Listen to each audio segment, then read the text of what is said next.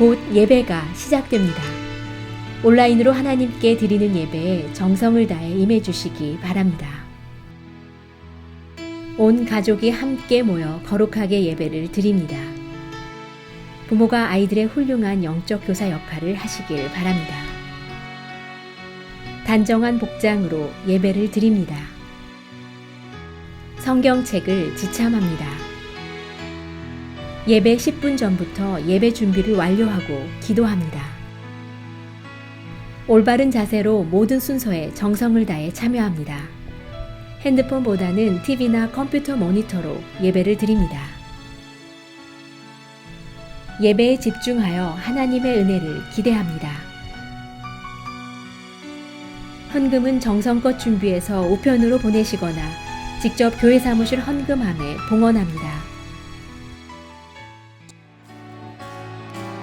옳은 길 따르라 옳은 길 따르라 그의 길은 세계 만민의 참된 길 이 길 따라서 살기를 온 세계에 전하세 만 백성이 따를 길 어둠 밤 지나 소동 튼다 환한 빛 보아라 저비 주 예수의 나라 이 땅에 곧 오겠네 오겠네 주 예수 따르라 승리해 주 세계 만민이 나아갈 길과 진리요 참 생명 내 참검을 부수고 다 따르라 화평와 어느 밤지나 소동 튼다 환한 빛 보아라 저빛 주 예수의 나라 이 땅에 곧 오겠네 오겠네 놀라운 이 소식 알리어라 세계 만민을 구하려 내 주 예수를 보내신 참 사랑의 하나님 만 백성이 걸을 길 어둠 밤 지나 소동 튼다 환한 빛 보아라 저빛 주 예수의 나라 이 땅에 곧 오겠네 오겠네 고난 길 헤치고 찾아온 길 많은 백성을 구한 길 모두 나와서 믿으면 온 세상의 마침내 이 진리의 살겠네 밤 지나 소동 튼다 환한 빛 보아라 저빛 주 예수의 나라 이 땅에 곧 주 예수의 나라 오겠네 주 예수의 나라 이 땅에 곧 오겠네 오겠네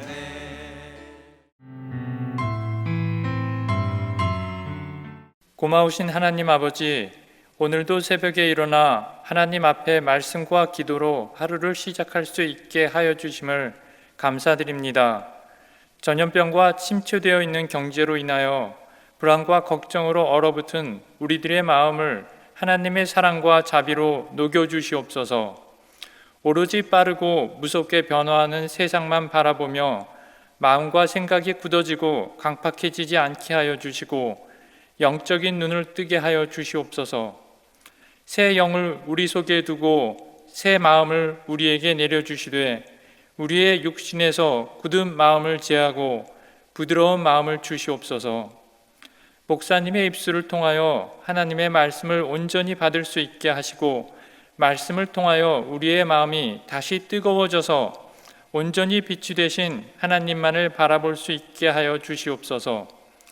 날마다 예배를 통하여 하나님의 임재하심을 경험하게 하시고 성령 충만함으로써 항상 깨어있게 하여 주시옵소서. 그리고 각자의 가정에서 영적 예배가 다시 살아나게 하여 주시옵소서.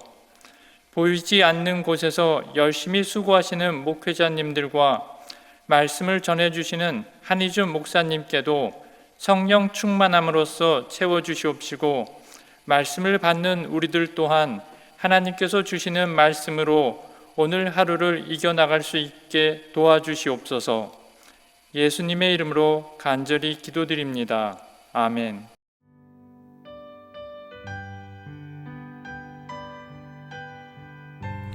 오늘 우리에게 주시는 하나님의 말씀은 마태복음 13장 1절부터 17절입니다. 함께 봉독하시겠습니다. 그날 예수께서 집에서 나가사 바닷가에 앉으심에 큰 무리가 그에게로 모여들거늘 예수께서 배에 올라가 앉으시고 온 무리는 해변에 서 있더니 예수께서 비유로 여러 가지를 그들에게 말씀하여 이르시되, 씨를 뿌리는 자가 뿌리러 나가서 뿌릴새 더러는 길가에 떨어짐에 새들이 와서 먹어버렸고, 더러는 흙이 얕은 돌밭에 떨어짐에 흙이 깊지 아니하므로 곧 싹이 나오나 해가 돋은 후에 타서 뿌리가 없으므로 말랐고, 더러는 가시떨기 위에 떨어짐에 가시가 자라서 기운을 막았고, 더러는 좋은 땅에 떨어짐에 어떤 것은 100배, 어떤 것은 60배, 어떤 것은 30배의 결실을 하였느니라.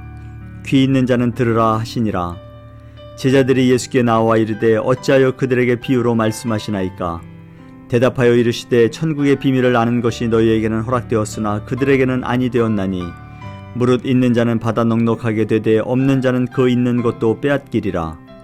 그러므로 내가 그들에게 비유로 말하는 것은 그들이 보아도 보지 못하며 들어도 듣지 못하며 깨닫지 못함이니라. 이사야의 예언이 그들에게 이루어졌으니 일렀으되 너희가 듣기는 들어도 깨닫지 못할 것이요 보기는 보아도 알지 못하리라. 이 백성들의 마음이 완악하여져서 그 귀는 듣기에 둔하고 눈은 감았으니 이는 눈으로 보고 귀로 듣고 마음으로 깨달아 돌이켜 내게 고침을 받을까 두려워함이라 하였느니라. 그러나 너희 눈은 봄으로 너희 귀는 들음으로 복이 있도다. 내가 진실로 너희에게 이르노니 많은 선지자와 의인이 너희가 보는 것들을 보고자 하여도 보지 못하였고 너희가 듣는 것들을 듣고자 하여도 듣지 못하였느니라. 아멘. 오늘 본문의 말씀은 마태복음 13장 1절부터 17절의 말씀으로, 오늘 저는 마음밭을 개간하자라는 제목으로 말씀을 준비했습니다. 오늘 본문에서 4가지 마음밭에 관해서 말씀하셨지요. 길가밭, 돌밭, 가시떨기밭, 그리고 좋은 땅입니다. 길가에 뿌려진 씨는 아예 싹도 나지 못하고 사라집니다. 그러나 돌밭과 가시떨기밭은 싹은 나오지만 열매를 맺지 못하지요. 그러나 좋은 땅에는 100배, 60배, 30배의 열매를 맺는다고 하면서 예수님께서 뭐라고 말씀하셨나요? 귀 있는 자는 들을지어다 라고 했습니다. 귀 있는 자는 들을지어다 했어요. 그리고 보통 축복기도 할 때 이렇게 하면서 30배, 60배, 100배의 축복을 더하여 주시옵소서. 그러면 참 좋습니다. 그렇죠? 그러니까 축복하는 분도 좋고 그 축복 기도를 받는 분들도 좋습니다. 그러면 참 좋지만은 중요한 것은 내 마음밭임을 우리는 기억해야 하죠. 본문에 입각하면 내 마음밭에 따라서 30배, 60배, 100배의 축복을 맺는가 하면 아예 아무 축복 기도를 해도 그 축복이 땅에 떨어져서, 길가에 떨어져서, 가시떨기밭에 떨어져서, 돌밭에 떨어져서 열매를 맺지 못할 수가 있다는 경종의 목소리로 우리가 들을 수 있기를 또한 간절히 소원합니다. 이 씨 뿌리는 자의 비유는 사람들에게 똑같은 씨가 뿌려지고 있지만 모든 사람들에게 똑같은 열매가 맺혀지지 않는다는 것을 우리에게 가르쳐주고 있지요. 말씀을 들어도 사람마다 그 결과가 전혀 다른 것은 말씀이 없어서가 아니라 말씀을 듣지 않거나 듣고 흘려버리기 때문임을 깨닫게 합니다. 인간의 마음밭을 하나님의 말씀을 받아들이는 자세에 따라서 셋으로 나누어 보면은 첫째는 받아들이지 않는 길가 사람이고요. 둘째는 받아들이지만 뿌리가 없거나, 이거는 돌박 같은 마음이죠. 받아들이지만 뿌리가 없거나 세상 걱정 근심에 눌려서 자라지 못하고 결국은 열매를 맺지 못하는 가시떨기 같은, 결국은 열매를 맺지 못하는 돌밭과 가시떨기 밭 같은 마음. 세 번째 마음은 좋은 씨, 좋은 밭에 좋은 씨, 생명의 씨, 그 말씀이 싹이 나고 자라서 열매를 맺되 100배, 60배, 30배의 수확을 얻게 된다는 사실입니다. 이 철학자 파스칼도 인간을 세 종류로 분류를 했어요. 첫째는 하나님과 무관하게 사는 사람, 둘째는 하나님을 탐구하는 사람, 셋째는 하나님을 믿고 사는 사람이라고 했습니다. 그리고 그는 말하기를 하나님과 무관하게 사는 사람은 어리석은 사람이요, 하나님을 탐구하는 사람은 자신이 혹시 철학자여 똑똑한 사람이라고 자처할지는 모르지만 불쌍한 사람이라고 했어요. 그래서 세 번째, 하나님을 믿고 사는 사람이 행복한 사람이라고 말을 했습니다. 우리 모두 하나님을 믿고 사는 행복한 사람이 되시기를 간절히 소원합니다. 구약에서는 하나님을 아브라함의 하나님, 이삭의 하나님, 야곱의 하나님이라고 했습니다. 3대의 하나님이죠. 이 하나님은 현재만이 아니라 영원부터 영원까지 살아계시면서 인간사의 과거와 현재와 미래를 지배하시는 전능하신 하나님이심을 말하고 있습니다. 이런 그 시간적인 문제에서 1대, 2대, 3대, 그렇죠? 시간적인 문제에서도 인간을 세 부류로 분류할 수 있다고 하는데요. 과거에 사는 사람, 현재에 사는 사람, 미래에 사는 사람이라고 합니다. 과거에 사는 사람은 애굽을 뒤로 하고 나온 그 이스라엘 백성 중에도 있었잖아요. 광야 생활에서 애굽을 그리워했던 사람들입니다. 또 가장 가까이는 미국에 이민 온 우리들 중에도 한국에서 가졌던 지위나 한국에 두고 온 그 금송아지, 금싸라기 땅, 이것에 집착해서 불평불만하며 불행하게 사는 분이 계십니다. 이제 과거에만 사는 사람은 현실에 살 맛도 없고 발전이 없다는 거죠. 두 번째는 어떤 사람은 현재에 사는 사람. 현재에 사는 사람. 그 대표적인 표현이 우리나라 노랫가락 가운데 있잖아요. 이미 하시는 분은 생각날 거예요. 노새 젊어서 노새 늙어지면은 못 노나니 얼씨구 절씨구 차차차 지화자 좋구나 차차차 그러잖아요. 이 노래 가락은 내일 굶어도 오늘 먹고 마시자는 현실에만 사는 삶의 태도이죠.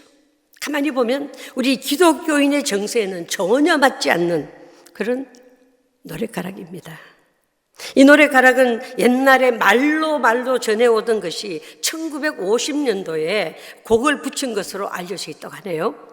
박정희 대통령 시대에는 이 노새 젊어서 노새 이 노래가 태페 가요로 낙인이 찍혀서 금지곡이 되었다고 합니다.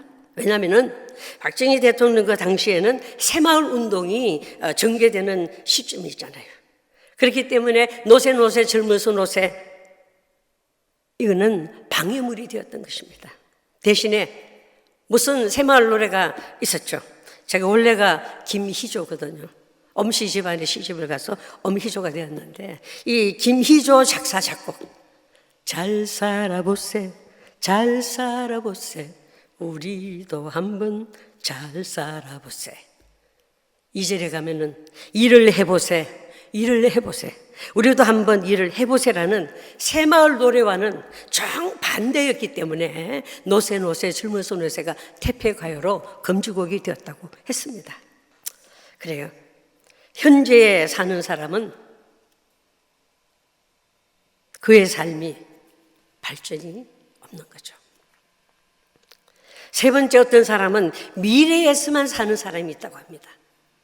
미래에서만 사는 사람. 좀 괜찮을까? 이거는 미래니까? 아니요. 과거나 현재는 무시하고 미래만을 보고 사는 사람이에요. 예수를 믿는 분들 중에서도 어떤 분은 천당만을 가기 위해서 현재의 일상생활을 무시하는 경향이 있지 않습니까? 이단의 대표적인 모습이 바로 이것입니다. 그러나 여러분, 우리 기독교인은 바른 시간관과 역사관을 가지고 살아야 한다는 것 깨달아야 합니다. 이유는 과거가 있어야 현재가 있고 현재가 있어야 미래가 있다는 사실 때문입니다. 성경에 보면 이스라엘 백성의 역사는 영광스러운 것만이 아닌 쓰리고 아픈 과거사를 되풀이해서 이야기하고 있잖아요. 왜 그럴까요? 그 이유는 과거 이스라엘 역사 속에 나타나신 하나님의 섭리를 되풀이하여서 기억나게 해서 바른 역사의식을 갖도록 하신 것입니다. 우리 감리교회 교리에서는요, 성서를 바탕으로 해서 전통과 경험과 이성을 아주 중요시 하잖아요. 그 중에 전통과 같은 역사가 우리 신앙생활에 아주 중요한 부분을 가르쳐주고 있다는 사실을 우리는 깨닫게 됩니다.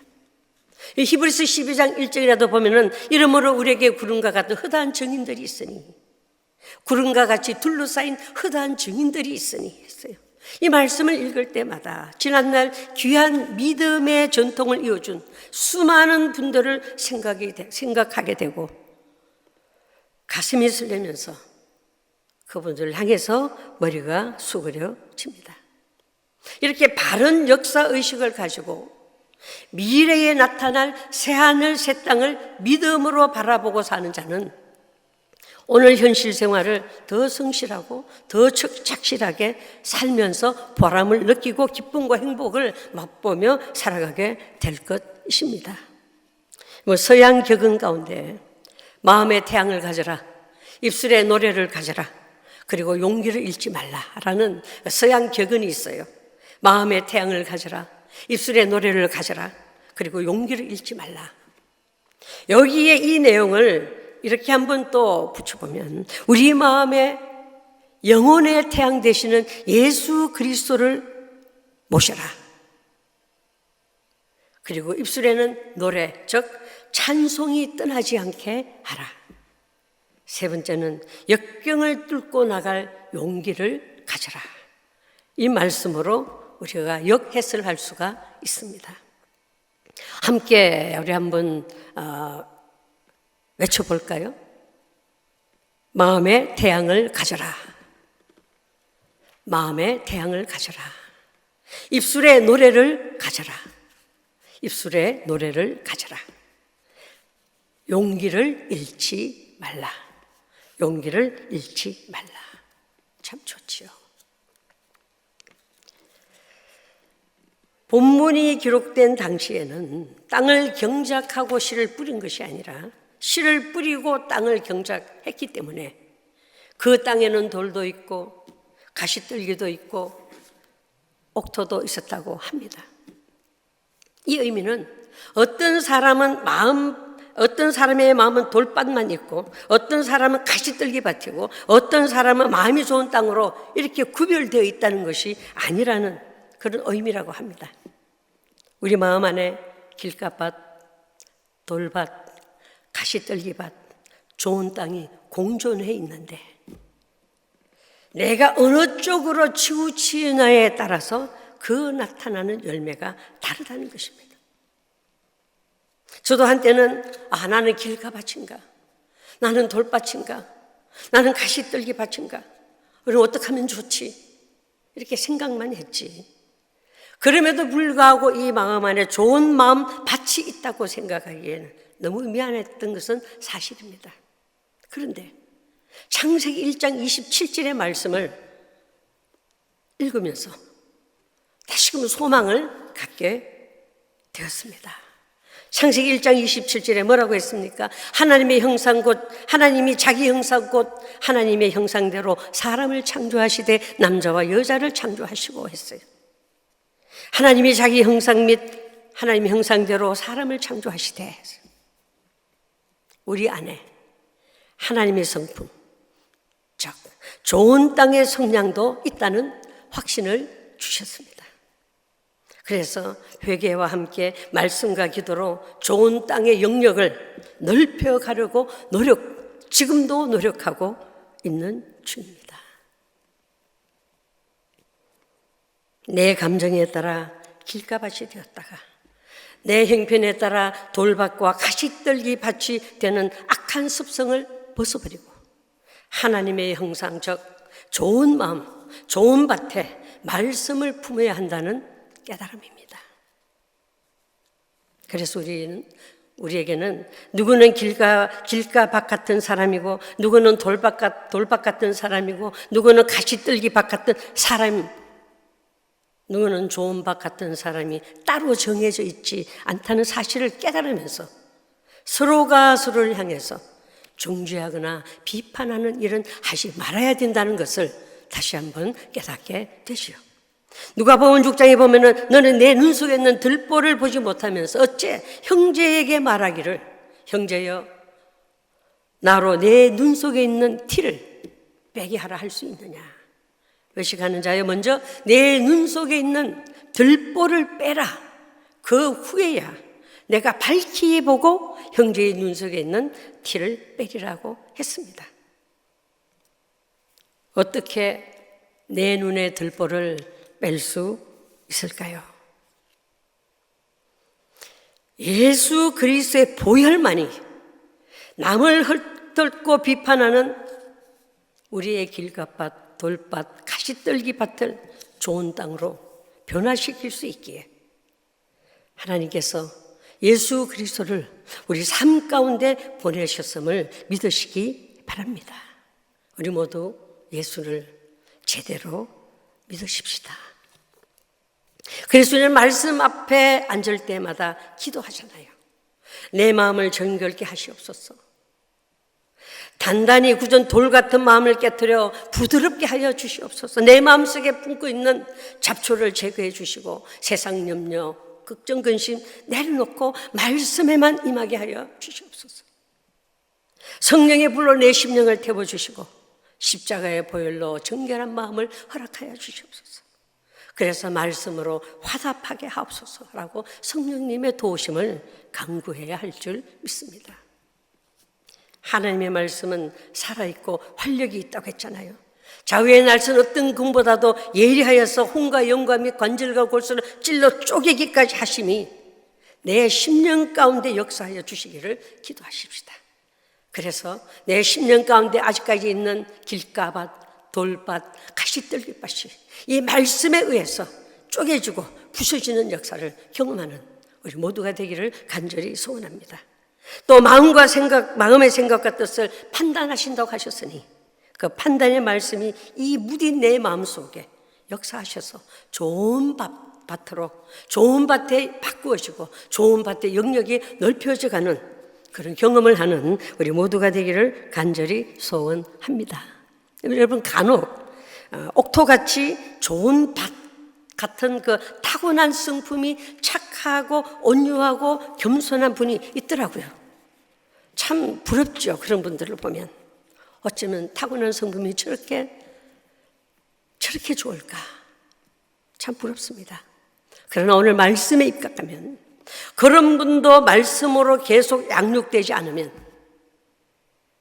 예수 그리스도의 온전하심에는 이룰 수 없다고 말씀을 하고 있습니다.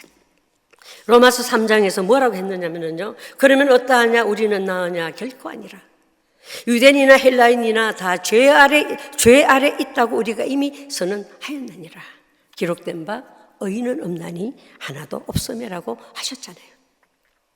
마태복음 9장에서는 예수님께서 나는 의인을 부르러 온 것이 아니라 죄인을 부르러 왔노라고 하셨음을 기억하면서 죄인의 성품으로 가득한 길가, 돌밭, 가시떨기 같은 성량의 밭을 십자가의 밑에 내려놓을 수 있기를 간절히 소원합니다. 예수 그리스도의 보혈로 죄사함의 은총을 입기를 간절히 소원합니다. 많은 사람이 교회에 나오고 하나님의 말씀을 듣는다 해도 그것이 전부가 아니라는 것을 깨닫게 해주지요. 주님 가까이 있지만 말씀 가운데서 주님을 만나지 못한다면, 말씀 가운데서 내 마음의 성향이 변화되지 않는다면 그것만큼 불행한 일이 없을 것임을 깨닫게 되지요. 주님께서는 듣고자 하는 자에게 천국의 비밀을 허락하신다고 했어요. 12절에 보면 그래서 있는 자는 더 받아 넉넉하게 되고 없는 자는 그나마 있는 것까지 빼앗기게 된다고 했습니다.